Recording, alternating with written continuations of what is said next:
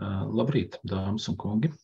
Prieks jūs visus redzēt šodien šajā prezentācijā, ko mēs kā Lauka atbalsta dienas jums īsumā izstāstīsim par inovācijām lauksaimniecībā un iepazīstināsim ar jaunākajām tehnoloģijām, ar ko mums nākas saskarties ikdienas dzīvē, kas jau ir parādījušās pie mums Latvijā. Bet pirms uzsāku šo te prezentāciju, patiešām liels prieks, ka Latvijā ik pa laikam notiek kaut kādi pasākumi, kas sniedz ieskatu visiem interesantiem par inovācijām, par iespējām pieteikties uz inovācijām, kā arī visām labajām idejām, kas jau ir īstenotas un uz ko mēs varētu tiekties. Un šī tiešām ir ļoti laba iespēja visiem ieskatīties, kas labs notiek Latvijā, ko mēs labu varam izdarīt vai ko mēs varam pamainīt savā saimniekošanā, lai gūtu arvien labākus un labākus rezultātus. Es ceru, ka Lauka atbalsta dienesta prezentācija vai informatīvais materiāls nebūs vienīgais, ko jūs esat pieteikušies vai kur jūs esat piedalījušies, jo paskatoties Vidzemes inovāciju nedēļas programmu, ir tiešām ļoti daudz interesantu semināru, grupu nodarbību, kur palīdz veikt šo ieskatu, kas interesants notiek. Tā kā paldies Vidzemes inovāciju nedēļai, un tad es uzsāku mūsu prezentāciju par to, vai būt inovatīvām lauksaimniecībā. Tā.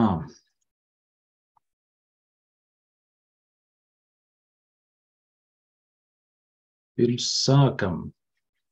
Lielais jautājums, kā parasti, ir, vai lauksaimniecība var pastāvēt arī bez inovācijām.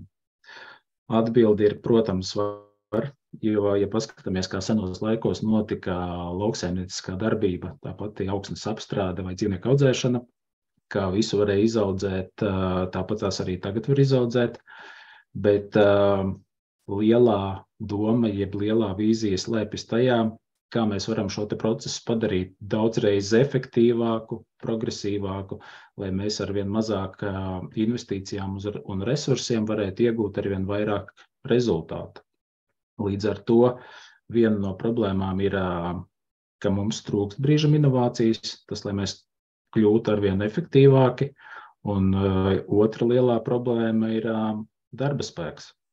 Jo ļoti bieži ir tā, ka daudzās nozarēs darbinieku trūkst, kur viens no iemesliem ir tas, ka mēs nespējam samaksāt tik daudz darbiniekiem, cik viņi tiešām vēlētos, jo ir nozares, kas to nevar izdarīt.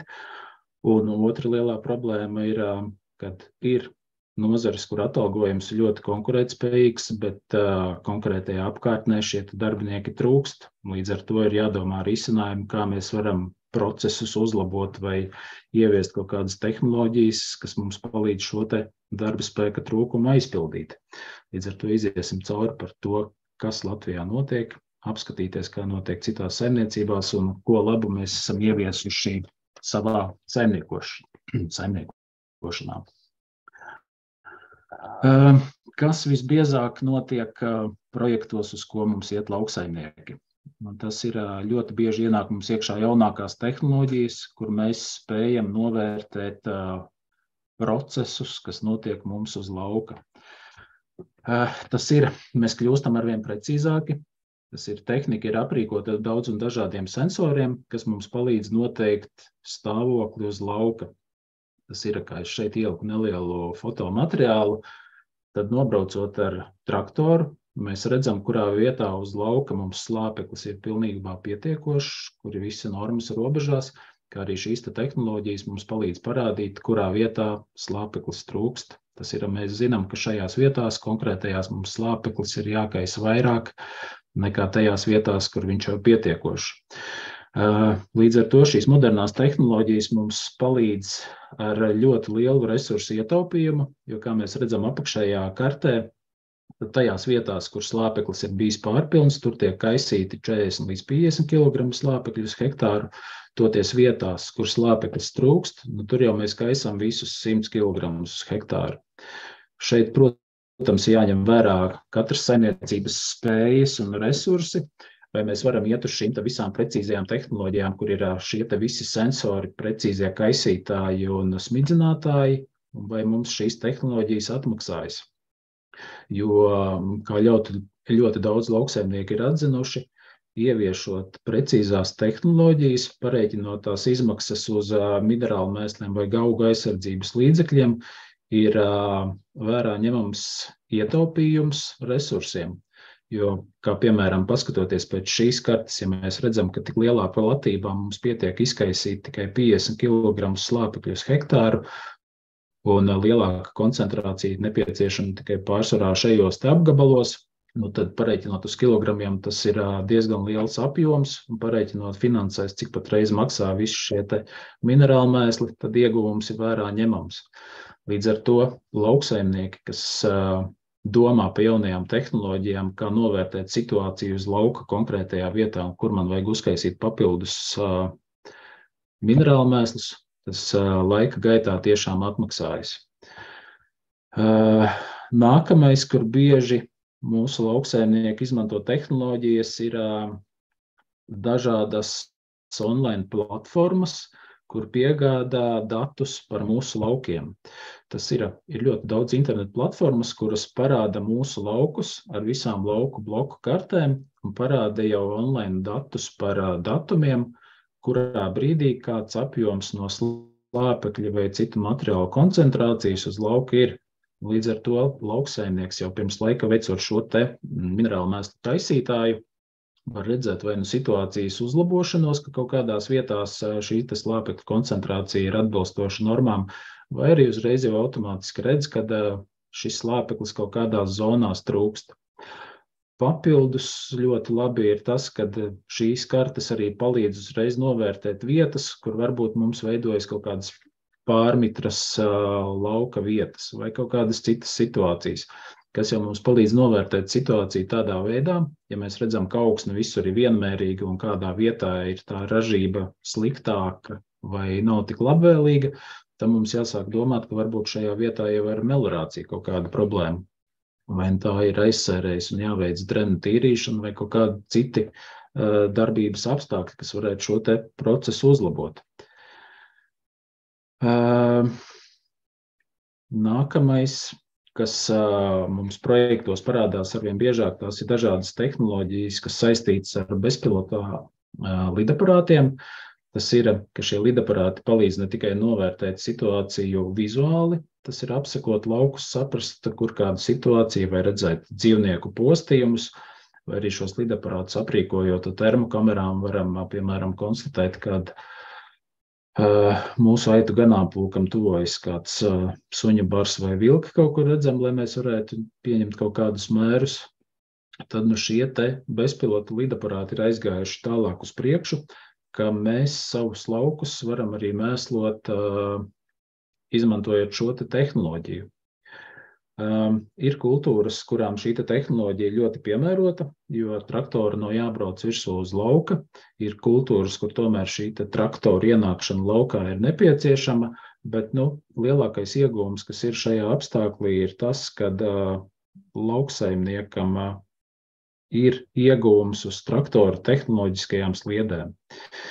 Jo, ja piemēram jums vairāk 100 hektāru un jums ar traktoru tās pāris sliedes tomēr jāizbrauc, tad sarēķinot šīs sliedes kopā, tomēr sanāk, ka vairāk hektāri ir tikai plika nobraukāta zeme, no kuras ekonomiskais ieguvums nav nekāds.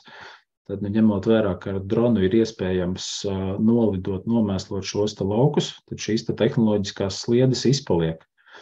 Un papildus ir tas, ka jums varbūt vairs nav nepieciešams traktorists, bet ir nepieciešams drona operators, kurš šos te dronus nogādā pie lauka, veic visu laiku minerālu mēslu papildināšanu attiecīgajā tvertnē, lauka malā tikai lādē baterijas un maina tās, lai drons pēc savas uzstādītās programmas visu laiku varētu lidot pa lauku un veikt savu paredzēto darbību. Tā ka šis arī tāds pozitīvs piemērs, kas jau parādās, ka varētu ienākt arī lauku atbalsta dienesta atbalstītajos projektos, kur ienāk šādi droni, kas palīdz lauksaimniekiem platību mēslošanā. Nākamā tehnoloģija, kas parādās mūsu lauksaimniekiem, ir pasaulē jau ļoti populāra, bet Latvijā viņa neskāpēc parādās tikai tagad. Tas ir nezāļu ravēšanas roboti. No vienas puses šīs iekārtas ir samērā dārgas, ņemot vērā visas tās izmaksas un visu, lai šos te iekārti iegādātos un uzstādītu uz lauku un visu izdarītu, bet no otras puses tas ieguvums ir vērā ņemams. Ja vienai iekārtai, piemēram, var uzticēt 20 hektārus ar lauku, kur viņa regulāri pa to braukā un ravē ārā nezāles, pareiķinot to pret cilvēku stundām, kas būtu jāvelta darbiniekam, lai šo lauku izravētu, tad tas ieguvums ir neatsverams. Jo uz lauku darbiem atrast darbiniekus, kur tiešām labprāt gribētu šādā laukā cauri vasaru ravēt viņu, ir diezgan sarežģīti, bet ja mums ir iespēja ar kaut kādu tehnoloģiju šo te darbu aizstāt, un šī tehnoloģija precīzi un vienmērīgi izpilda visu nepieciešamo uzdevumu, forši, kas var būt labāks par šo, jo tādā veidā mēs palīdzam sev, zinot, kad jebkura kultūra, kas attiecīgajā vietā ir iestādīta augsts pēc iespējas labākos apstākļos, zeme būs visu laiku uzirdināta, aerēta, un arī visas mazās nezālītes, kas blakus gribēs augt, viņas būs izrušinātas ārā, un attiecīgi mūsu lauksaimniecības kultūra varēs augt arvien labāk un veiksmīgāk. Runājot par lopkopību. Latvijā ir ļoti daudz saimniecības, kuras audzē lopus gan piena lopkopībai, gan gaļas iegūšanai, bet visvairāk tehnoloģijas, manuprāt, ienāk tieši piena lopkopības saimniecībās.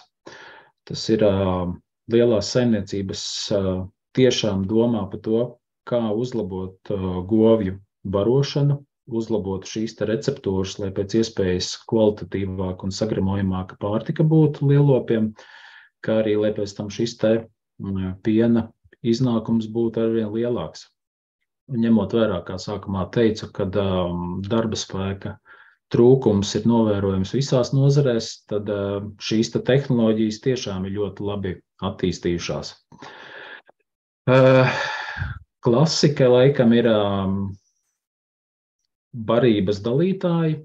Šāda veida dalītāji nav daudz, bet ik pa laikam parādās. Tas ir, ka ir atsevišķa vieta saimniecībā, kur šī te barība tiek salādēta šajās te automātiskajās barības izdalīšanas iekārtās, un iekārta attiecīgi pa govju grupām izbraukā visu kūtu un izdala barību. Tajā brīdī, kad tā barība pietrūkst, aizbrauc atkal uzlādējas, un tādā veidā visus lielopus kūtī smuki pabaro.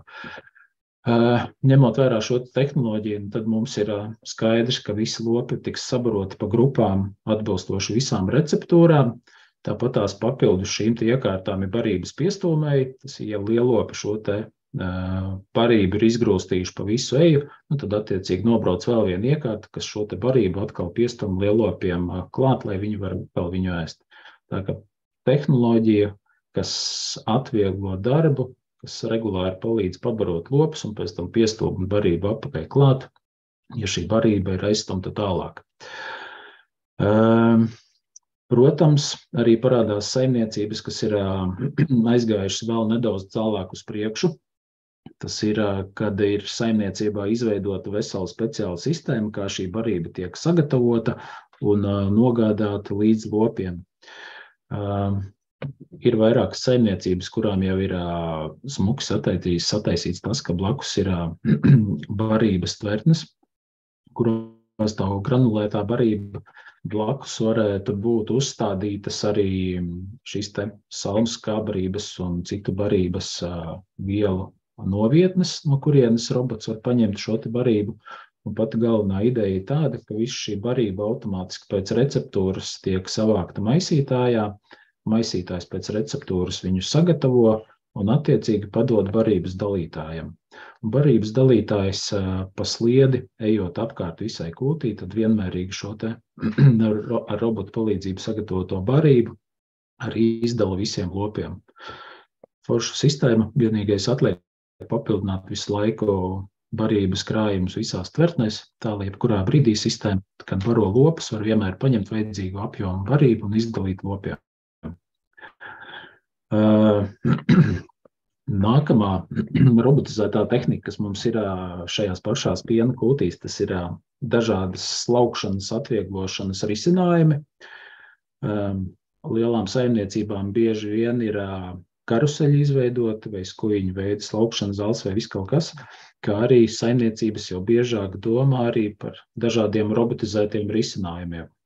Kur kūts vidū, piemēram, uzstādi 4 šādus robotus, kur katrs robots vidēji, piemēram, var apkalpot 70 govis, tad attiecīgi šis te robots var nodrošināt to, ka tajā brīdī, kad govi ir nepieciešams slaukt, viņš ielaiž iekšā sevī, automātiski veic piena slaukšanu, uzreiz izdara visus mērījumus, kas saistīti ar pienu tā kvalitāti, un attiecīgi tad iedot kaut kādu nelielu papildus barības devu attiecīgajam dzīvniekam.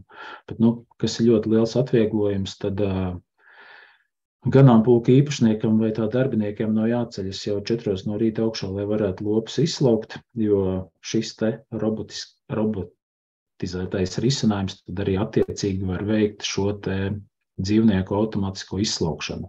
Vienīgais, kas lauksaimniekam atnāk, ir paziņojums telefonā, kur viņš var aplūkot, cik no kuras govs ir iegūts piens un cik kvalitatīvs tas ir.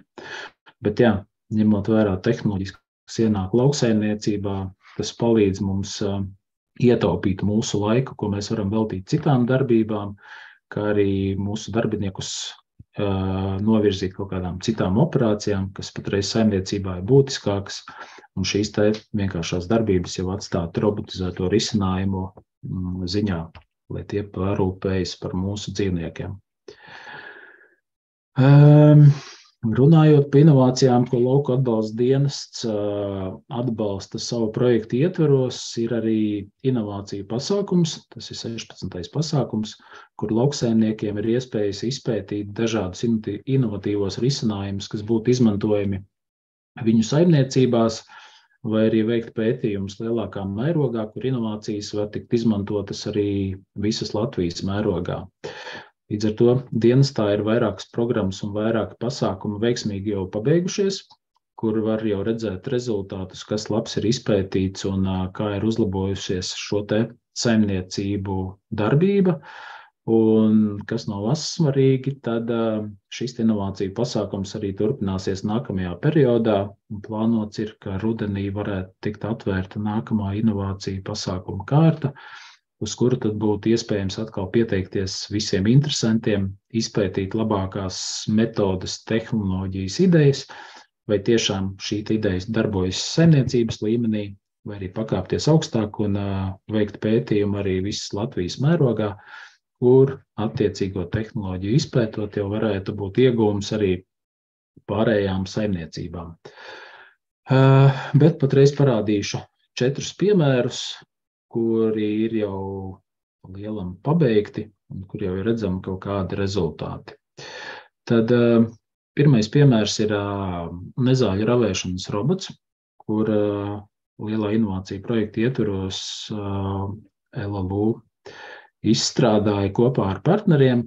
Tas ir speciāli priekš dārzeņu audzētājiem izstrādāt nelielu robotu, kas varētu veiksmīgi cīnīties ar nezālēm. Un kā lielākais pienesums arī būtu tas, ka tas varētu būt konkurētspējīgs cenā. Tad parādīsim nelielu video, kā šis projekts ir gājis un kas labs tur ir sanācis. Viegli gandrīz nemanāma kustība pa labi vai kreisi, un sekundes vai 2 laikā dators atpazīst nezāli un to iznīcina. Lielās nezāles tiek rotējot izravētas, mazās sadedzinātas. Līdzīgi tā kā, ja skatās zinātniskās fantastikas filmas, kur jaudīgs lāzeris izzina cauri sienām vai kam, tad šajā gadījumā mums ir mazāk jaudīgs, bet tieši tāpatās uzkarse vai tiešām pilnībā izgriež cauri auga lapām. Latvijas Lauksaimniecības Universitātes Zinātniskajā institūtā Agrihorts pie nezāļu robotu strādāts 1,5 gadu. Lielākais lepnums pētniekiem ir tieši par robotu spējām atpazīt nezāles, jo izveidota unikāla mākslīgā intelektā bāzēta programma. Mēs esam apmācījuši datoru, kā izskatās bietes, kā izskatās burkāns, un viņš ir iemācījies 6 kultūra augus.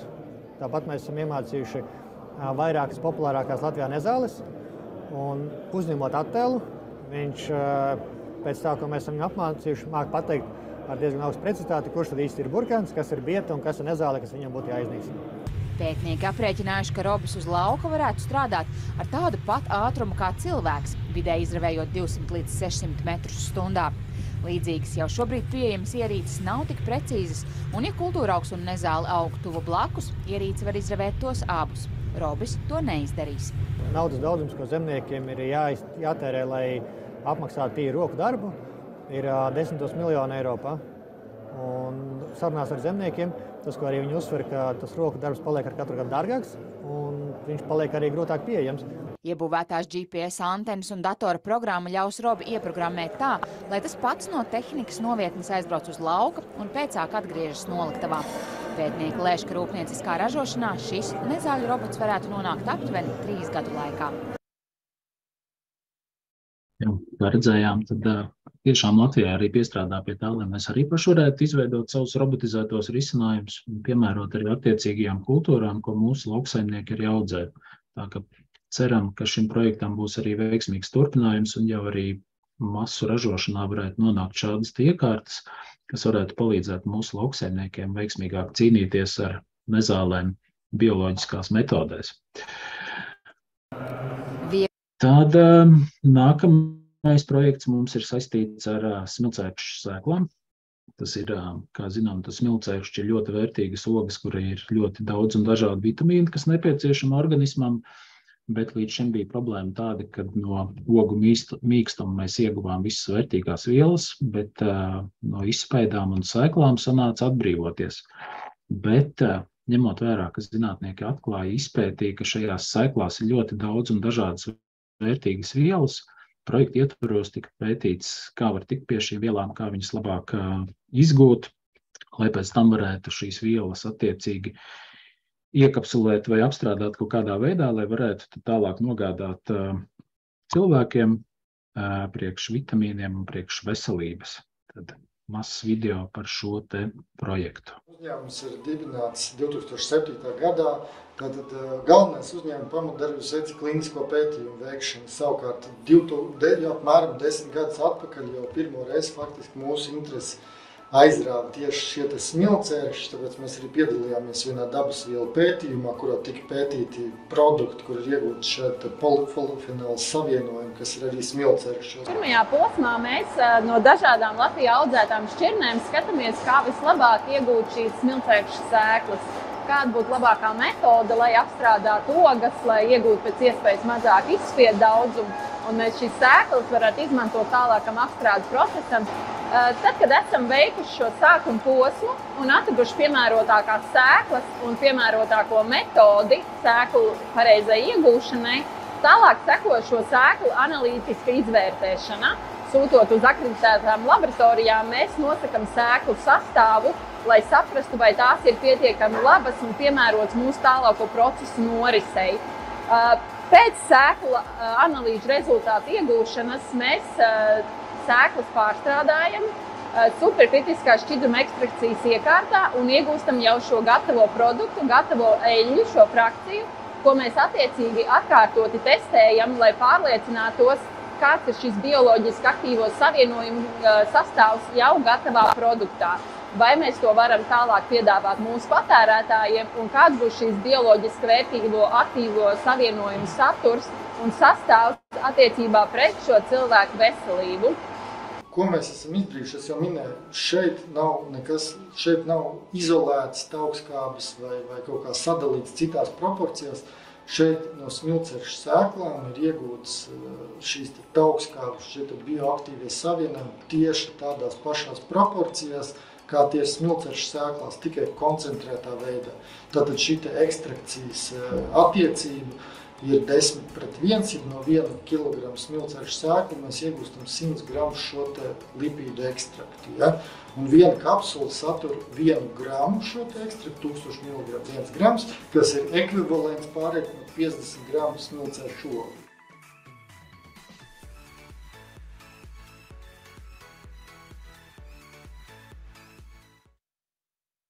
Jā, un kā video redzams, tad tiešām projekts ir veiksmīgi īstenots. Cerams, ka arī turpinājums būs tikpat veiksmīgs vai vēl veiksmīgāks, jo, ja mums ir iespēja no izspiedām no sēklām, ko iepriekš mēģinājām utilizēt, iegūt vēl vērtīgus produktus, cepuri nost, un jau pasaulē to novērtēs pavisam labi. Laižam tālāk.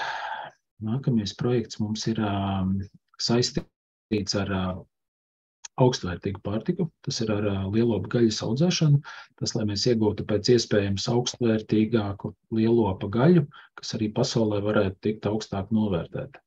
Kā zinām, Japānā ir ļoti lielas tradīcijas ar savu lielopu audzēšanu, lai iegūtu vienus no pasaulē labākajiem steikiem, kāpēc mēs nevarētu pamēģināt Latvijā izaudzēt kaut ko ļoti labu, lai arī to pēc tam ne tikai mēs paši novērtētu, bet arī varētu novērtēt citi. Sevišķi mēs to darām varbūt ar bioloģiskākām metodēm vai vēl kaut ko. Tā kā neliels video arī par lielopu audzēšanu priekš gaļas. Marmorējuma iegūšanā liela nozīme ir izvēlētajai lielopu šķirnei, dzimumam, vecumam un arī ēdināšanas tehnoloģijai. Lielopu gaļas ražotājiem ir jābūt ļoti zinošiem, lai spētu nodrošināt patērētājs ar kvalitatīvu gaļu. Tādēļ šis projekts ir uzskatāms kā pozitīvs sākums šajā pētniecības virzienā un cerams, ka pētījumi par lielopu gaļas kvalitāti arī turpināsies. Esmu šī projekta vadītājs un kā arī viena no sadarbības pusēm. Satikām tādas pašas līdzīgi domājošas saimniecības, kuras izvēlējušās arī iet tādu pašu ceļu kā mēs. Un kooperējoties, mainījāmies ar pieredzi, un tad nāca tā iespēja šim projektam. Mēs šeit esam pie tās ganāmpulka daļas, kas tiek lecināts ar limuzīnas šķirnes bulli. Vaislinieks ir ar Šveices ģenētikas izcelsmi, ievests no Šveices. Viņam šobrīd jau 10 gadi ir. Limuzīnas šķirnes gaļas lielopiem tauku slānis intensīvi sāk veidoties pie 550 līdz 600 kg dzīvmasas. Līdz ar to pētījumā nav konstatēta tendence veidot marmorējumu muskuļaudos. Nobrošanai paredzētie dzīvnieki pavasarī dodas tiem sagatavotās ganībās, kur piedāvājumā gan sētais zālēs, gan dabīgās pļavas. Visam jābūt līdzsvarā. Kaut iznākums Angus tīršķirnes buļļiem bija 53 līdz 59%, M. longissimus dorsis šķērsgriezumā starp 12 un 13 ribu muskuļacis marmorējums vērtējams no 3. līdz 6. klasei, kas liecina, ka Angus lielopiem ar atbilstošu turēšanu un ēdināšanu ir iespēja panākt labu gaļas marmorizāciju un iegūt kvalitatīvu steiku.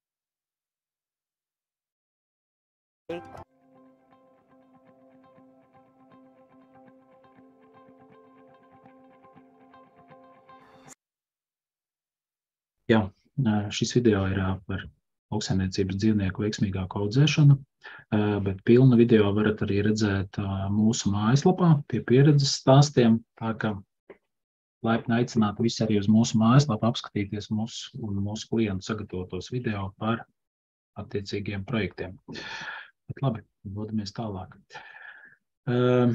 Nākamais un patreiz pēdējais projekts, ko es šodien parādīšu, tas ir efektīvāka dārzeņa audzēšana. Jo, kā zinām, Latvijā audzē šos pašus mūsu tomātus, gurķus arī daudzas siltumnīcas. Līdz ar to vienā no projektiem arī piedalījās uzņēmējs no CS puses, kas ir Kliģēni, kas audzē tomātus, kur projekta ietvaros mēģināja noskaidrot, kā labāk vai efektīvāk izaudzēt savējo produkciju, lai viņa kļūtu arvien konkurētspējīgāk un būtu arvien mazāks brāķa iznākums. Tā kā skatāmies video. Lai mēs varētu konkurēt ar tādiem dārzeņu piegādātājiem no valstīm, kur gan resursi ir lētāki, elektrības siltums ir lētāks, gan arī tīri ģeogrāfiskie apstākļi varbūt ir labvēlīgāki, ir augstāks temperatūras, labāks apgaismojums. Mums ir jāpazemina savas ražotās produkcijas pašizmaksa. Kā mēs to varam izdarīt? Mēs varam samazināt auga aizsardzības līdzekļu izmaksas, viņus optimizēt, un mēs varam arī samazināt tādas nestandarta, defektīvo augļu dārzeņu daudzumu, to apjomu produkcijas klāstā, un tādā veidā pazemināt pašizmaksu. Lai projekta pētniecība vainagotos panākumiem, ir nepieciešams gūt rezultātus reālā ražošanas vidē. Tādēļ kā viens no nozīmīgākajiem partneriem visa projekta ietvaros ir zemnieku saimniecība Kliģēni. Zemnieku saimniecība Kliģēni. Mēs esam no 92. gada un atrodamies CS robežā. Tātad šis Eiropas Savienības projekts, kur mēs pētam šos optimizēšanas, audzēšanas apstākļus, citām siltumnīcām tas būs liels iegūms. Un šos te datus un visus rezultātus iegūstot, viņi varēs jau nemocīties un tā teikt laicīgi saprast šo te audzēšanas principu un kā pareizāk būtu audzēt.